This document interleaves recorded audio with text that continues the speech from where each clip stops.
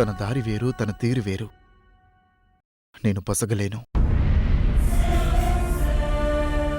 తను అనుకున్నది, తను కోరుకున్నది ఏదీ తీర్చలేను, నిజం చేయలేను. ఆడదానికి అన్నిటికన్నా ముఖ్యం భర్త అందించే ప్రేమ. దాన్ని మించి ఏదీ ఆశించదు. కానీ ఆ ప్రేమ వేరొకరి దగ్గర వెతుక్కుంది మామాజీ.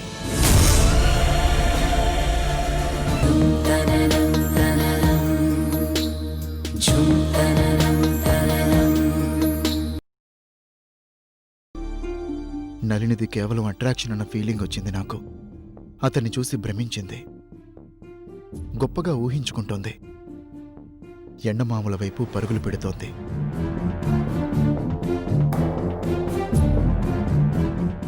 అందుకే అది తప్పని చెప్పడానికి చాలా ప్రయత్నించాను.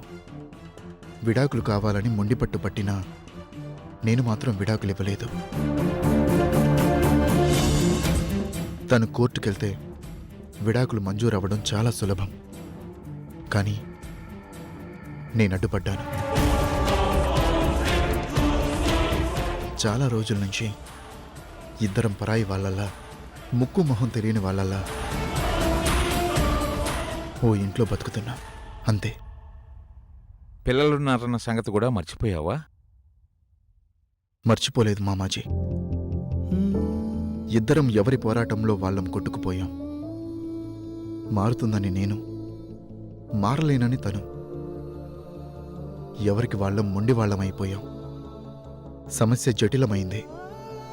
పిల్లలు దూరమైపోయారు. వాళ్ళ ఆనందం వాళ్ళది, వాళ్ళ లోకం వాళ్ళది. వాళ్ళ సంతోషాన్ని వెతుక్కుంటూ వాళ్ళు వెళ్ళిపోయారు. ఎప్పుడో న్యూ ఇయర్కి గుర్తుంటే విష్ చేస్తారు.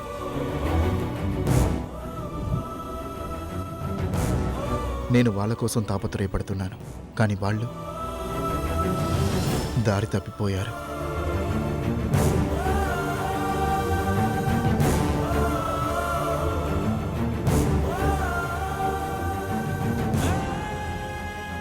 పిల్లల విషయంలో నువ్వు పడుతున్న తాపత్రయం చాలా బాధాకరం వర్ధన్. కానీ అది సర్వసాధారణమైంది. వాళ్ళు నీకు దూరం అయ్యారని, అవుతున్నారని బాధపడకు. నీ ప్రయత్నం ఆపొద్దు. ఎందుకంటే నీ వల్ల ఈ లోకంలోకి వచ్చిన ప్రాణాలు వాళ్ళవి, కానీ వాళ్ళ జీవితాలు మాత్రం నీవి కావు.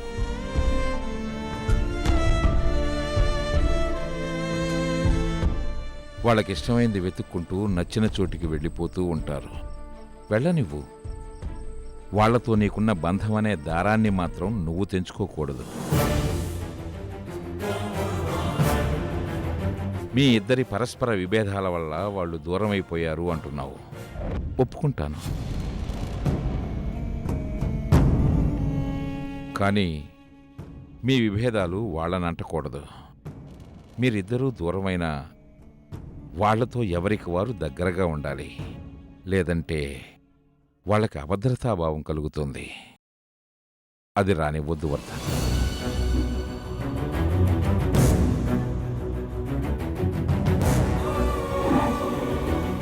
నళినికి నువ్వు 3 ముళ్ళు వేశానను, 7 అడుగులు నడిచానను నువ్వు నళినిని వదలటం లేదు.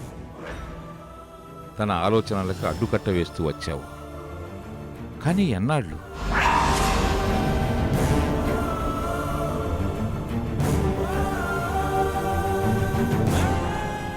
తనకు మరో ఆలోచన రానేకూడదు.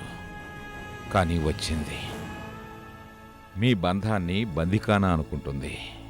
అలాంటప్పుడు ఎన్నాళ్ళు బంధిస్తావు?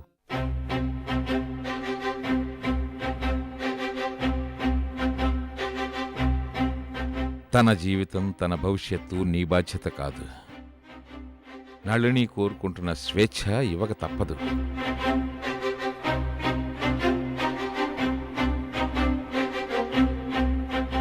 ఇన్నాళ్ళుగా తనకు విడాకులివ్వకుండా ఉంటున్నది ఎవరికోసం? నీకోసమా? తన కోసమా?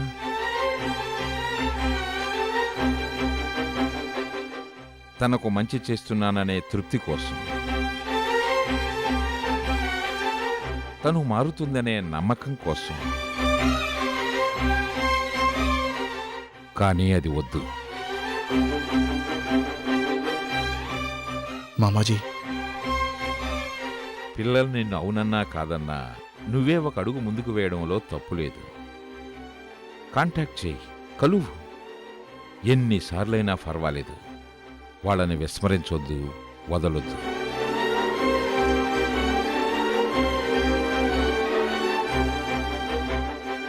వాళ్ళకెన్నో అవసరాలు వస్తాయి, తేల్చుకోలేని సమస్యలు వస్తాయి. అలాంటప్పుడు వాళ్ళకి నాన్నవు నువ్వు ఉన్నావనే నమ్మకం కలగాలి. అంతేకాని రెక్కలు తెగిన పక్షుల్లా పిల్లల్ని గమ్యం లేకుండా చెయ్యొద్దు వర్ధన్. ఆలోచించు.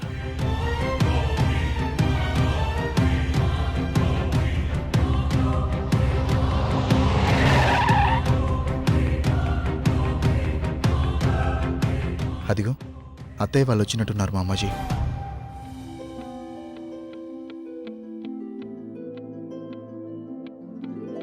ఏమా స్వప్న, ఇదేనా రావడం? అవును బావా. కాఫీ తాగారా? వర్ధన్ ఇచ్చాడుగా. అవును, ఇంతకీ వంశీకి ఎలా ఉంది? బావుందన్నయ్య. అందుకేగా స్వప్న అక్కడి నుంచి కదిలొచ్చేసింది. లేదంటే వచ్చేదా? అదేం కాదు. బావని చూసుకోవడానికి వర్ధనికి ఇబ్బంది అవుతుందని నా కూతుర్ని కూడా వదిలేసి వచ్చాను.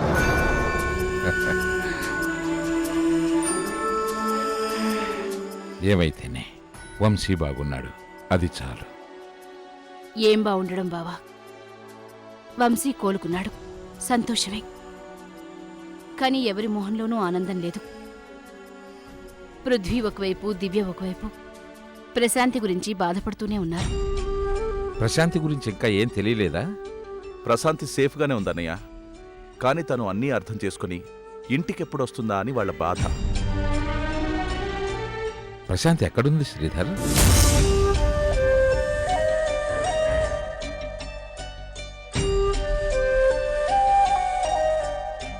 అర్చన దగ్గరుందన్నయ్య. ఆ, అర్చన అర్చన అంటే మన పృథ్వీ స్నేహితురాలు బావా.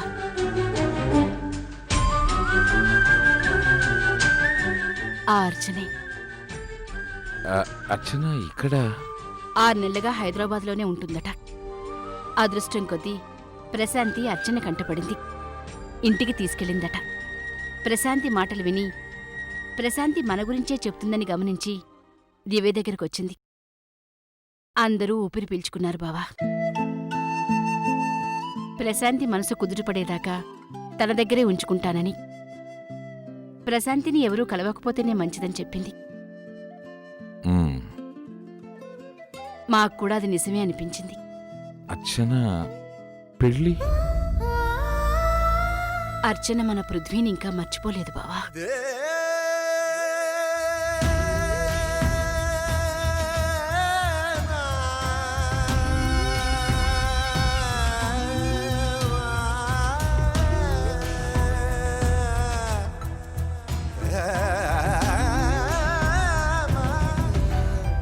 మనలాగే అర్చన ఇంకా పృథ్వీని మర్చిపోనందుకు సంతోషించాలో, అంత మంచి మనసున్న అమ్మాయికి తను ప్రేమించిన వాడు దూరమైనందుకు బాధపడాలో అర్థం కానిస్తే తనయ్య. పృథ్వీని తనకు దూరం చేసినవాడు మళ్ళీ ఇండియాకు తిరిగొచ్చాడు శ్రీధర్.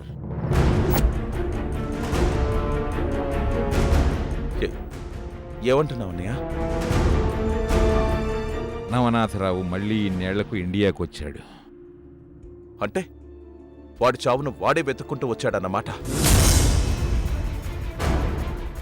ఆవేశపడకు శ్రీధర్. వాడు ఇన్నేళ్లకు మళ్ళీ ఇక్కడ అడుగు పెట్టాడంటే ఊరికే రాలేదు. ఏదో ఎత్తుగడతోనే వచ్చుంటాడు. వాడు అడుగు వేయకముందే వాడిని అంతం చెయ్యాలి. శత్రువుని మనం తట్టి లేపకూడదు శ్రీధర్. వాడి ఆలోచన ఏంటో తెలియాలి. వాడికి ఇంకా అవకాశం ఇవ్వకూడదన్నయ్య. నేనిప్పుడే పాండుకి ఫోన్ చేస్తాను. పాండుకు తెలుసు శ్రీధర్. ఒక మృగం వనంలోంచి జనంలోకి వచ్చింది అంటే అది ఎప్పుడు ఎవరి మీద విరుచుకుపడుతుందో తెలియదు. కాబట్టి మనం ఆవేశపడటం కాదు, అలర్ట్గా ఉండాలి. మన వాళ్ళని కంటికి రెప్పలా కాపాడుకోవాలి.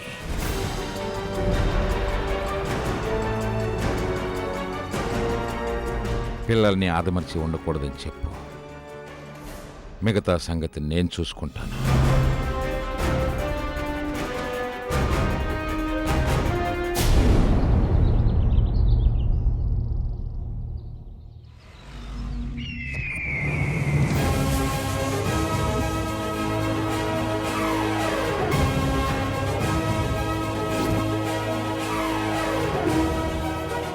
నేను చెయ్యాల్సింది నేను చేస్తాను, నువ్వు చెయ్యాల్సింది నువ్వు చెయ్యి.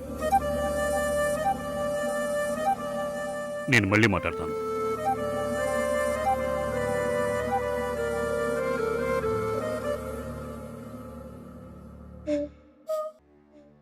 ఏంటి ధ్రువ ఈ మార్నింగ్ విజిట్? రావాల్సి వచ్చింది.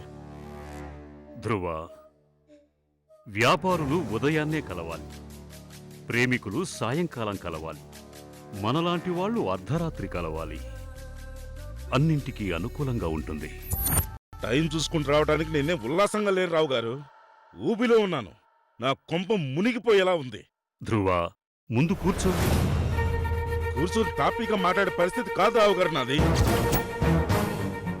క్షణం నటించలేక చచ్చిపోతున్నాను. ఏమైంది ధ్రువ? ఇన్నేళ్లుగా దాగి ఉన్న రహస్యం బయటపడిపోయింది. దాని తండ్రి చావుకి కారణం నేనేనని ఆ ప్రశాంతికి తెలిసిపోయింది. నా ఇంటికొచ్చి నా కాళ్ళను పట్టుకుని బీభత్సం సృష్టించింది. నా పిల్లల ముందే నన్ను నిలదీసింది. నేరం రుజువు చేసి నా అంతు చూస్తానని వార్నింగ్ ఇచ్చింది. నా బిడ్డల ముందు తలెత్తుకోలేకపోయాను. ఈ టెన్షన్ భరించలేను రావు గారు. అయితే ఇప్పుడేం చేద్దామని? వీటన్నిటికీ ఫుల్ స్టాప్ పడాలంటే ఓ ప్రశాంతి చావాలి. వంశీ కూతురు కావేరీకి నా కొడుకు సతీష్కి పెళ్లి జరగాలి. అప్పుడే ఇవన్నీ సద్దుమణుకుతాయి. అర్జెంటుగా వాళ్ళు పెళ్లి చేసేయాలి. తొందరపడుతున్నావు ధ్రువ. నేను తొందరపడకపోతే అతి తొందరలో నా చేతులకి సైకిళ్ళు పడతాయి. ప్రశాంతిని చంపితే మాత్రం నీకు దండేసి ఊరేగిస్తారా? అప్పుడు వేసేది సంకెళ్ళే. ఇప్పుడు నువ్వేం చేసినా అది నీ మెడకే చుట్టుకుంటుంది. అలాగని చేతులు కట్టుకుని కూర్చోనా? ఆవేశపడకు, చెప్పేది విను. ప్రశాంతికి నిజం తెలిసిపోయిందని నీకు తెలుసు.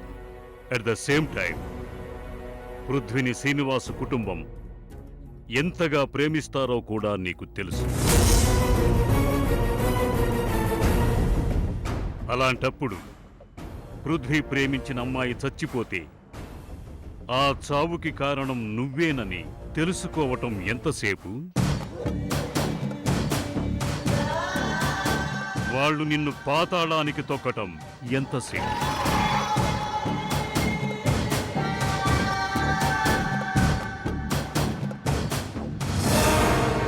బుసగొట్టి నాగుపాము ముందు ఊర ఊదాలే కాని గోల చేయకూడదు. మనకే ప్రమాదం. నువ్వంటే గిట్టని శత్రువుల ముందు మంచితనం నటించి నయానో భయానో బుట్టలో వేసుకోవాలి గాని ఆవేశానికి పోయి ప్రశాంతిని చంపితే ఇంకా వాళ్లతో శత్రుత్వం పెరుగుతుందే తప్ప తగ్గదు. నీ మీద సానుభూతి రాదు. ఏం చేయమంటారు? వాళ్ళ ఇంటికి వెళ్ళి తప్పైపోయింది మహాప్రభు అంటూ కాళ్ళు పట్టుకోమంటారా?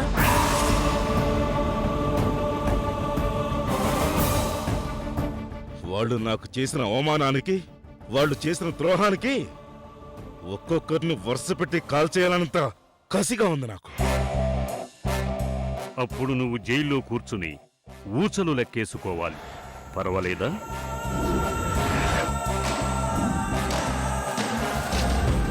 చూడు ధ్రువ, ముందు వెళ్ళు. ఆ ప్రశాంతి ఎక్కడుందో కనుక్కో. ఆ అమ్మాయిని కలువు.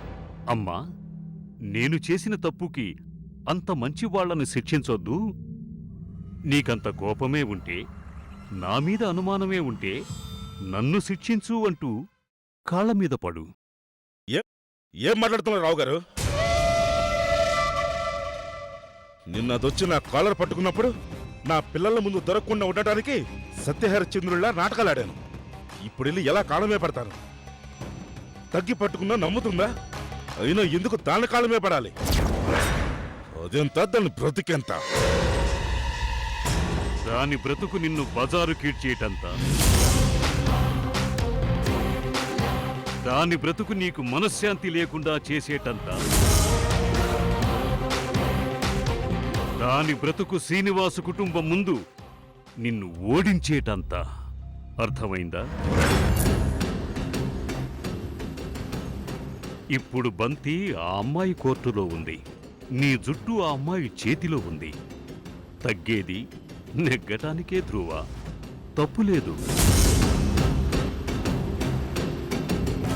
వెళ్ళి ఆ అమ్మాయి ముందు నిలబడు. చీకొడుతుంది, తట్టుకో.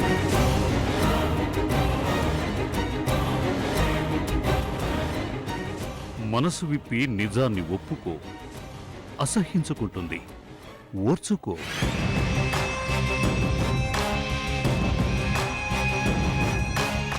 ఎందుకలా చేశావో చెప్పుకో. ఉమ్మేస్తుంది, తుడుచుకో. పర్వాలేదు.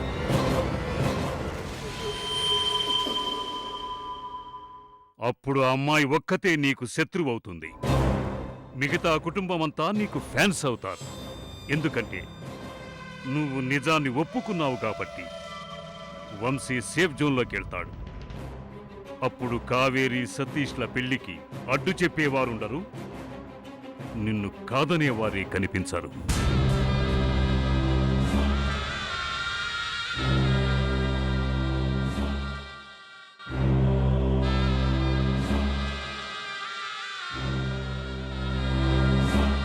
వాళ్ళ పెళ్లి ముహూర్తమే ఆ కుటుంబానికి చావు ముహూర్తం అవుతుంది.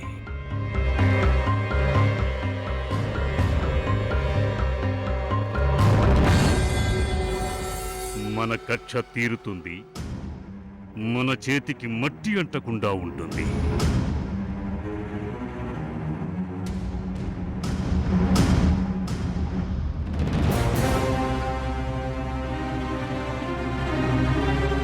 ఇప్పుడు నువ్వు ఈ పని చేయలేదనుకో, ప్రశాంతి ఆ ఇంట్లో పెరిగిన పిల్ల. ఎప్పటికైనా వాళ్ళందరినీ క్షమించే ప్రమాదం ఉంది.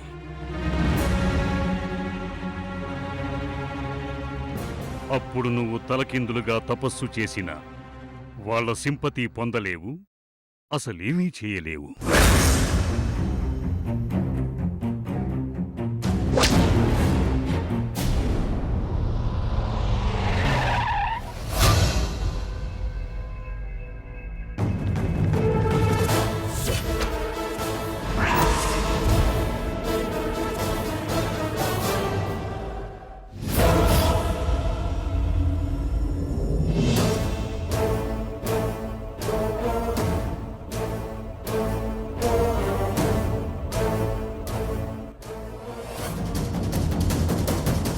సార్, పాండు గారు వస్తున్నారు సార్.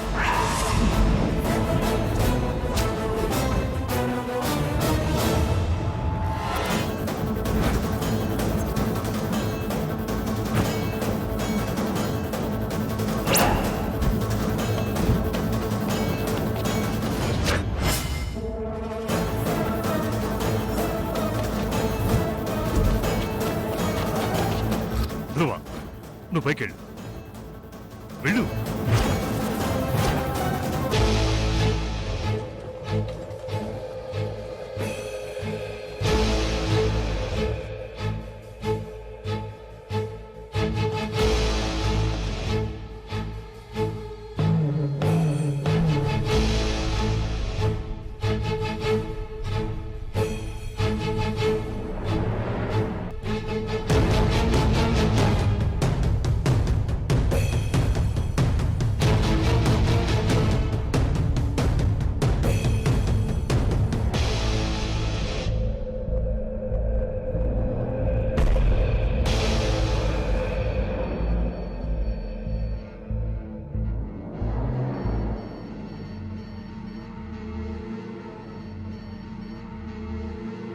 నమస్తే రావు గారు. నమస్తే. రండి, కూర్చోండి.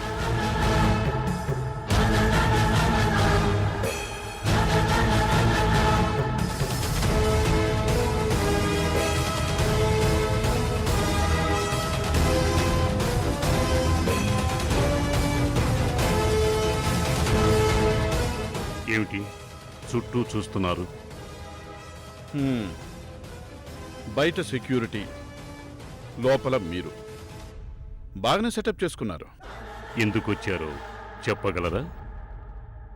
ఇన్నేళ్ల తర్వాత మీరు ఇండియాకి ఎందుకు తిరిగి వచ్చారో కనుక్కుందామని వచ్చాను. నా దేశానికి నేనొచ్చాను. అందుకు ఎవరి పర్మిషన్ అక్కర్లేదనుకుంటాను. నా ప్రశ్నకి మీ సమాధానం సరిపోయిందనుకుంటున్నారా? అనవసరమైన ప్రశ్నలకి ఆన్సర్ చేసే అవసరం నాకుందనుకుంటున్నారా? అనవసరం అంటూనే నా ప్రశ్నకు ఆన్సర్ ఇచ్చారు. ఏదో ఎజెండాతోనే వచ్చారని అర్థమయ్యేలా చెప్పారు. Thank you. నన్ను అర్థం చేసుకోవటం అంత ఈజీ కాదు. నన్ను అంచనా వేయటం కూడా అంత సులువు కాదు. రావు గారు, మీరు ఇండియాకు ఓ టూరిస్ట్లా వచ్చారనుకోండి, కూల్గా రిలాక్స్ అవ్వండి. బోర్ కొడితే గోల్కొండకి వెళ్ళండి, చార్మినార్కి వెళ్ళండి. అద్భుతమైన కథలు తెలుస్తాయి. అలా కాదని మన పాత కథల్ని తవ్వి వాటికి కొనసాగింపు మొదలు పెడితే ఇక ముగించడం మీ తరం కాదు. ఏంటి బెదిరిస్తున్నారా? శ్రీనివాస్ కుటుంబాన్ని ప్రేమిస్తున్నాను. తన కుటుంబంలోని కుక్క పిల్లకి హాని జరిగినా వదిలిపెట్టను.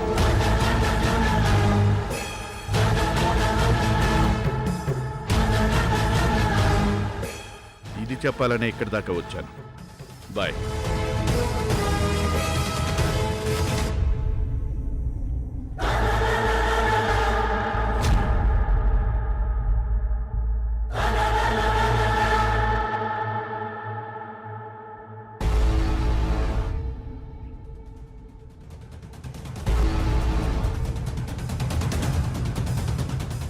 అవును రావు గారు, నా కార్ని చూడగానే మీ వాడెందుకు ఎవరో ఇన్కమ్ ట్యాక్స్ వాళ్ళు వచ్చినట్టు అలా లోపలికి పరిగెత్తుకొచ్చాడు?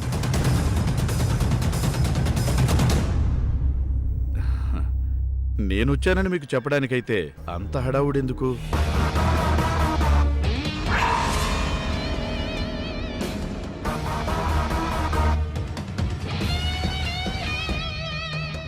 ఎవరైనా నాకు తెలియకుండా దాక్కున్నారా ఏంటి?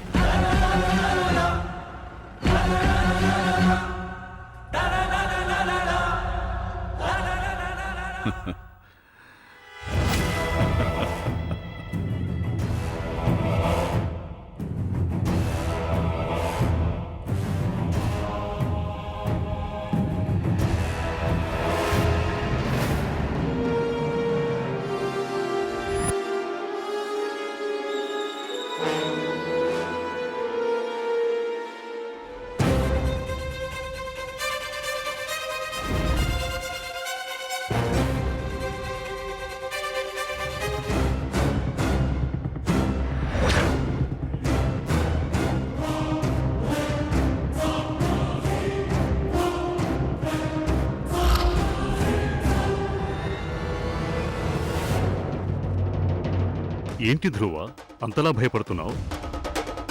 మీకు తెలియదు రావు గారు, అందరికన్నా ప్రమాదకరం వ్యక్తి అతనే. ఎంతైనా మీ బ్యాచ్ అందరికీ గురువు కదా, ఆ మాత్రం దమ్ము లేకపోతే ఎలా?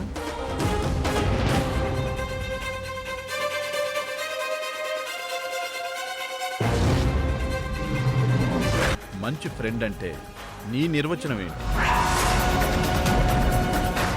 నాకు కొంచెం టైం కావాలి. నాకిప్పుడే స్పష్టత కావాలి. సతీష్ని అడగకుండా నేనేం మాట్లాడలేను. అయితే సతీష్కి ఫోన్ చేసి రమ్మను.